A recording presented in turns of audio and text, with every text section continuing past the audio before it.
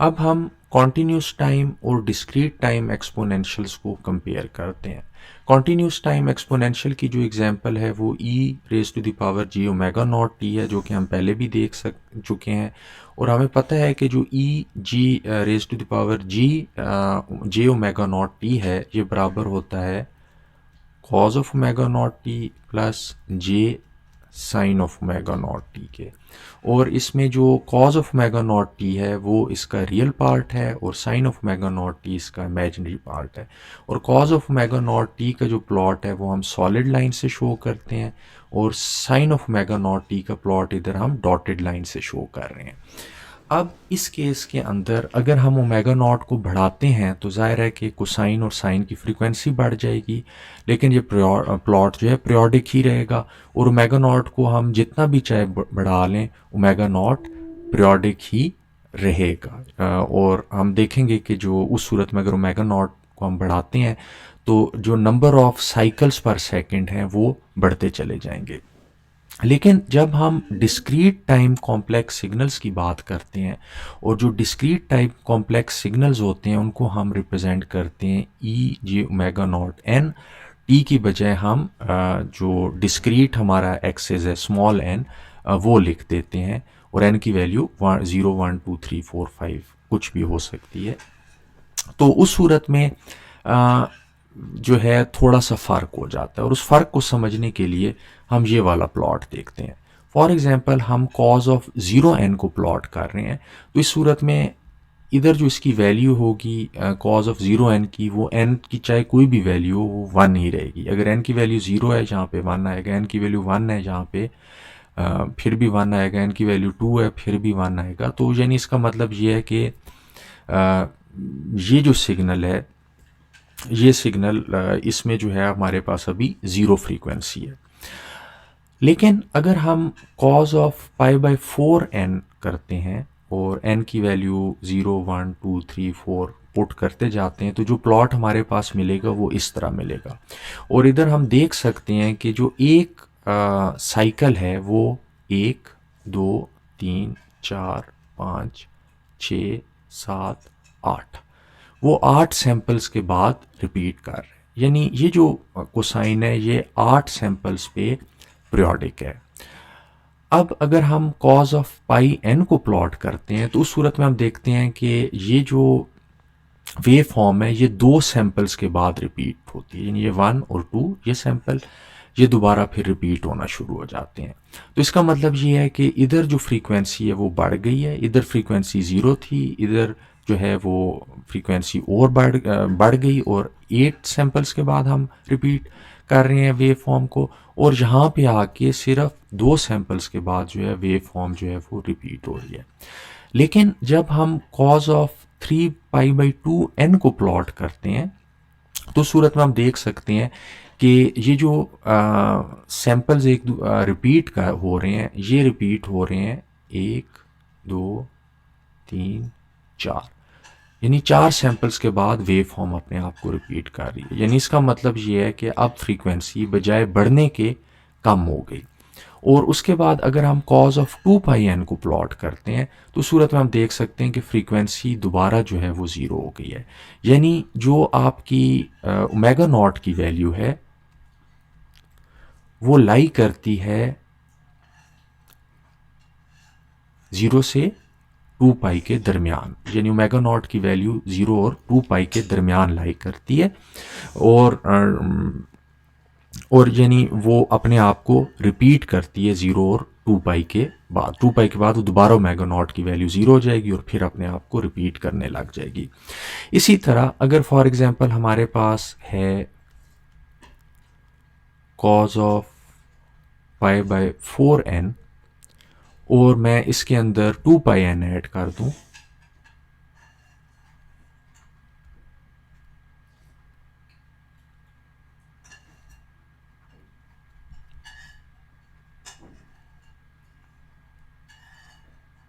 Yes मैं 2 पाई add कर दूं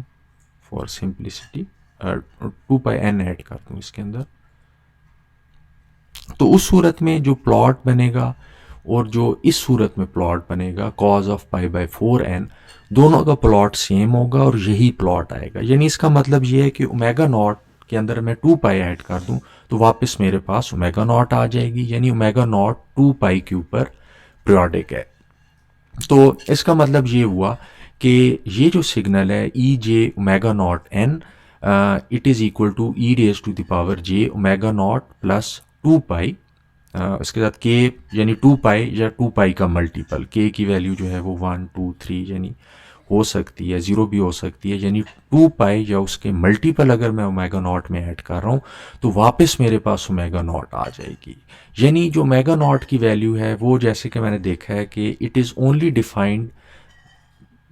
with in the 2 pi interval, यानी 0 से 2 पाई तक होती है।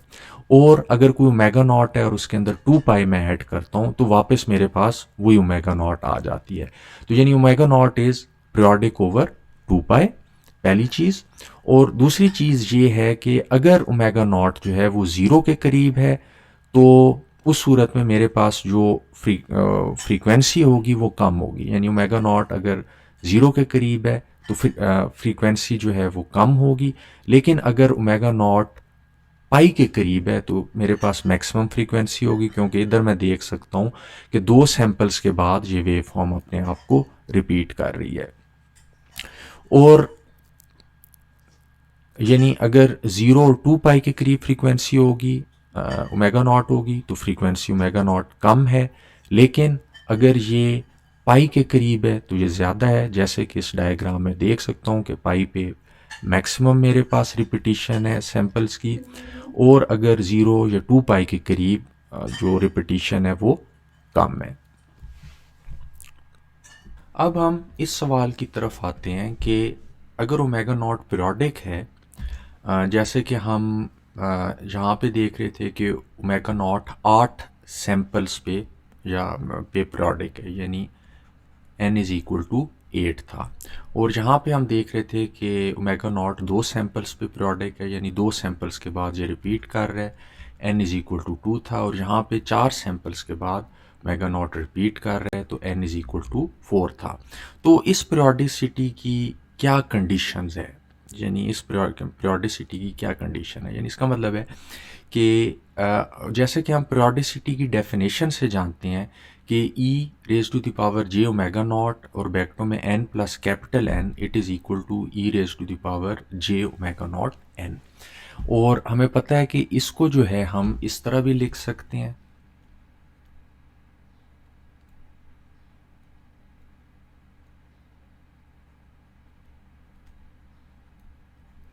इसको हम इस तरह लिख सकते हैं।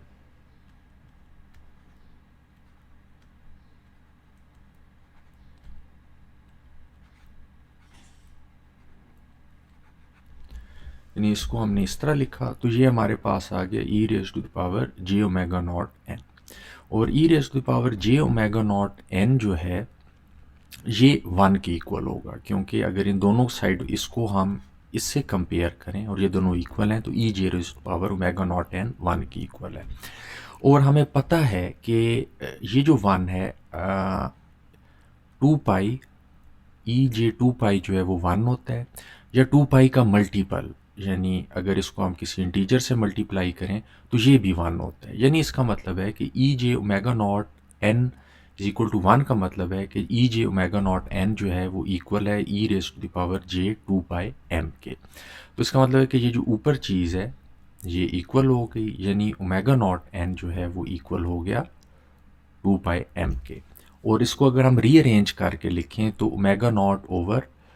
2 पाई जो है is equal to m over n, जबकि जहाँ पे m और n इंटीजर्स हैं। इसका मतलब है कि e J omega not periodic होगा if omega naught by 2 pi जो है वो एक रेशनल नंबर है जो कि small m by capital N के बराबर है। तो ये पीरियोडिसिटी की कंडीशन होगी। और अगर आपने फंडामेंटल पीरियड फाइंड करना है, या वो सैंपल्स जिन पे जो है वो एक डिस्क्रीट सिग्नल अपने आप को रिपीट कर रहा है, वो आपने सैंपल्स फाइंड करने हैं, तो सिंपली आप ये करेंगे कि इस इक्वेशन से इसको रीअरेंज कर लेंगे तो n जो है it is equal to m into 2 pi over omega naught. और जो फंडामेंटल फ्रीक्वेंसी अगर आपने कैलकुलेट करनी है सिग्नल की, यानी आपने omega naught by M calculate करनी है, यानी जो सबसे छोटी फ्रीक्वेंसी है, तो फिर आप रीअरेंज कर लेंगे इसको, omega naught by M is equal to 2 पाई/n के बराबर ये आ जाएगा। तो ये आपके पास फंडामेंटल फ्रीक्वेंसी आ जाएगी ओमेगा नॉट बाय